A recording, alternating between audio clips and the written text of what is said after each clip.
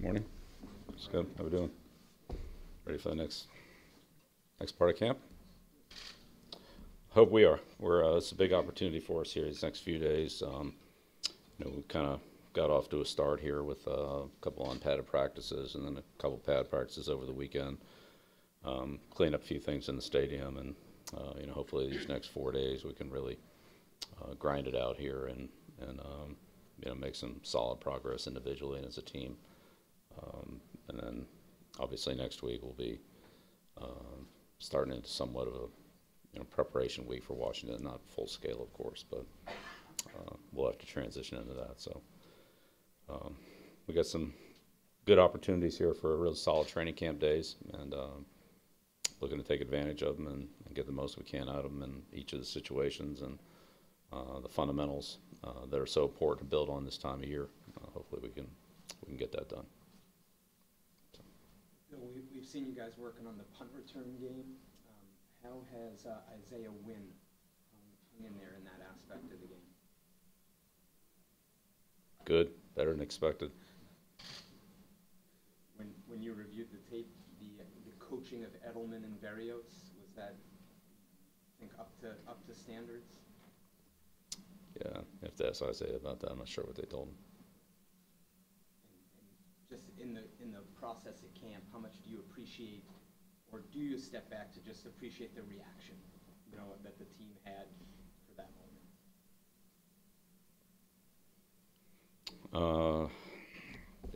I don't know. It's a good way to end practice. That was fine. Coach, when you started 1975, training camp began early July, and then with the CBA in 2011, the schedule even got more condensed. Does it ever frustrate you at times, or maybe you wish back to the old days when you had more time to develop players, given how condensed the training camp calendar is now? Yeah, well, a lot of things have changed since then in a lot of areas. So football is one of them. There's a lot of other things too. So we're in 2018. We embrace it. We're going to do the best we can with what we have to work with this year, whatever that is.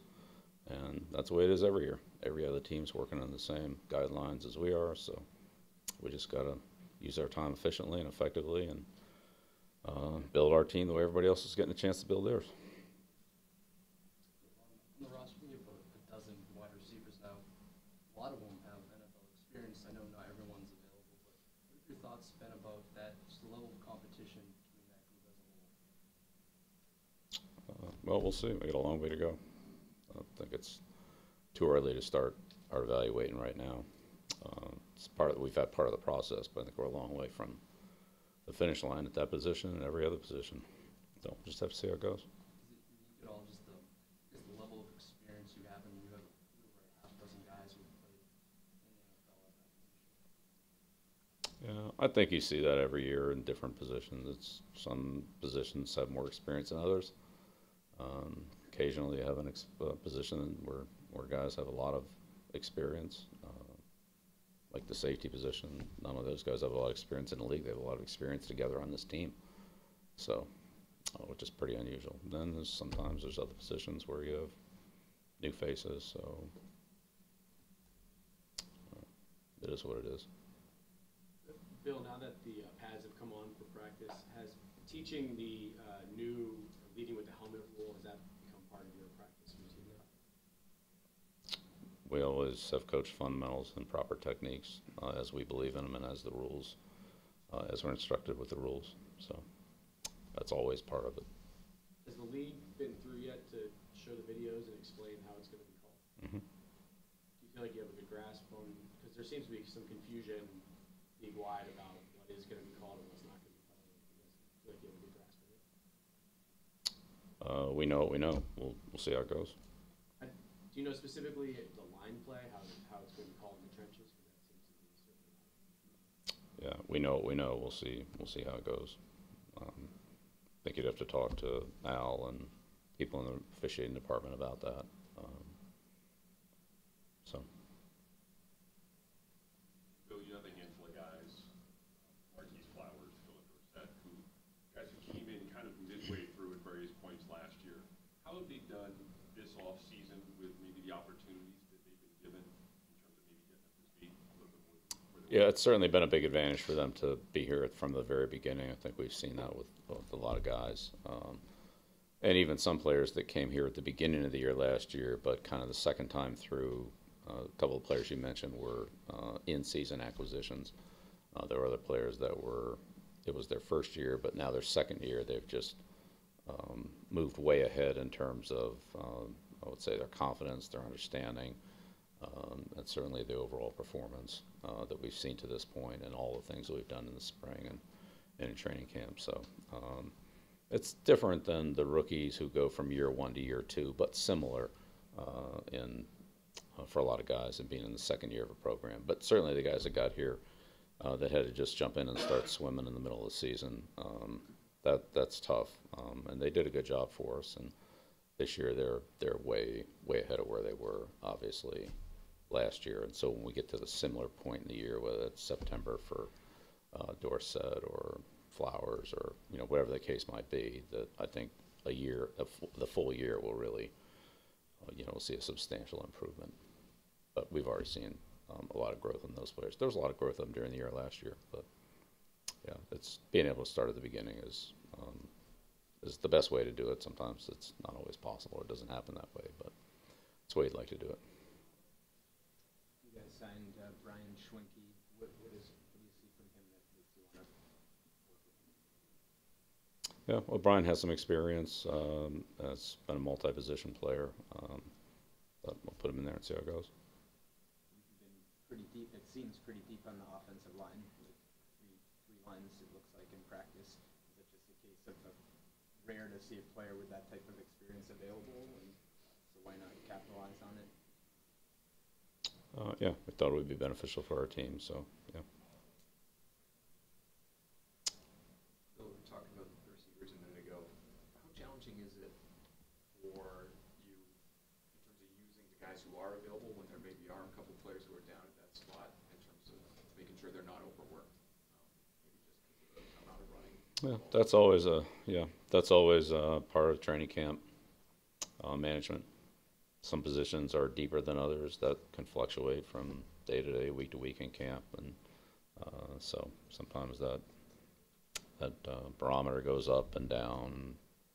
Not always predictable. So yeah, it's part of training camp planning. We consider that when we go through our practice schedule and what the workloads are, and take a look at the drills we're doing and how many guys we have to do them and so forth. Particularly when the lines don't match up. So if you have a imbalance of offensive linemen versus defensive linemen, or receivers versus defensive backs, or tight ends versus linebackers, however that goes, then that makes it a little bit more challenging because the other guys that have the numbers need to work, and players that the position that doesn't have the numbers, you have a hard time giving enough work to the guys where there's depth. So yeah, that's always it's a daily discussion in our practice schedule and planning and the player workloads that they have. Do you ever alter a practice schedule based on the number of guys? It's absolutely, yeah, it's common. It's part of I wouldn't say daily, but close. Sometimes like I said, you try to find a way to get work to the people who need it and where there's depth, and where you can't sustain that workload at another position, you have to find a way to modify it. What does Kyle Van Noy bring off the field, either from a leadership or intensity standpoint? Yeah, Kyle's done a really good job for us. He was a player that didn't start his career here, but has come in and really has understood the way that we've tried to do things. He's embraced it. He's become very much of a leader in doing his job and doing it the right way, but also helping other guys, particularly guys that transition onto the team, as he did. He has a good perspective for that. But he's been very durable, dependable. He's a smart football player. He's versatile. He can do a lot of different things defensively in the running game, in the passing game, and in the kicking game. So he's got a good skill set, and he's a smart player with experience, and can fill a lot of different roles for us. Hard to find players like that. He's been been a valuable guy for us. Was there something before you brought him in that you saw? You never know whether a guy's going to work in your system, but was there something in particular that jumped out about Kyle that you thought he could really work and be a fit here? Well, we evaluated him coming out of the draft, and then there was an opportunity to watch him at points at Detroit and the things that he was asked to do there. Now that was in a different system, but when you put it all together and talking to Bob about the situation that they were in and what Kyle was for them, those were all parts of the conversation and decision. Bill, you mentioned 2 nights ago, third down was an area that would receive more attention later on this week, these next few days. Are there any other areas that fall under that same category you didn't hit upon at the start of camp? Yeah, but there are smaller areas, some situational things. Third down would be the next major area that we need to invest more time in. So how far has Danny Edlin come from what you saw in the spring to what you're seeing now here at the beginning of summer? Danny, like a lot of the rest of the rookies, has had the opportunity now to kind of get it the second time around. So when we had our initial installation in the spring in the OTAs, we have not quite matched it, but close to having that same progression here at the start of training camp. So in training camp, as we've gone through and installed our plays offensively, it's the second time around. We've already installed them once, and now we're kind of reinstalling them. So I think that's always a good process for a new player, particularly a young player, to go through, is to hear it the second time, and now you're not just hearing what your job is, but you're maybe having a better understanding of the overall concept of the play, maybe what some other adjustments are that you just become more familiar with it, and you've actually run the play before, so it's not just you see it and you haven't experienced it. Now when we see it and talk about it, we can refer back to the actual experiences we had with the plays in the spring, and I think that's a good teaching tool for those guys. They can certainly relate to the coaching points that are being made because they've run it. They understand now a lot more what we're talking about than they did when it was first going in. So I think that's beneficial to all new players, but especially young ones. Final question.